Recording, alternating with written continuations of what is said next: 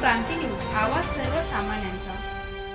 Satpur Ambad link रोडवरील CNG pump मनपा प्रशासनाकडून सील, वाहनधारकांची गैरसोय वाढणार। सातपूर अंबड लिंक रोडवरील सुरेश पेट्रोल पंपावर सुरू असलेला सीएनजी पंप मनपा प्रशासनाकडून बुधवारी दिनांक 29 जुलै रोजी सील करण्यात आलाय।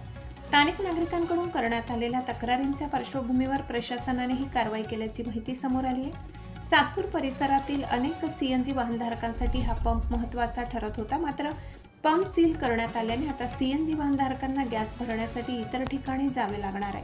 विशेष म्हणजे विल्लोडी येथील ऑनलाईन गॅस पंपही सध्या बंद असल्याने सातपूर परिसरातील वाहनधारकांची मोठी गैरसोय होण्याची शक्यता आहे।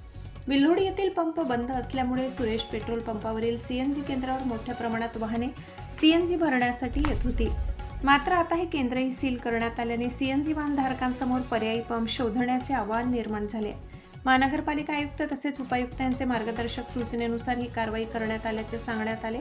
अतिक्रमण विभागाच्या उपायुक्त सुवर्णा दखणे यांच्या मार्गदर्शनाखाली सातपूर मनपा विभागीय अधिकारी सुनील राजभोग, ललित भावसार, स्वप्नील भांगरे, आकाश पवार, प्रेम काळे, तानाजी निगड, जीवन ठाकरे, शिरीषण्णा शिंदे, प्रमोद आव्हाडे तसेच संबंधित पथकाने सीएनजी पंप सील करण्याची कारवाई केली।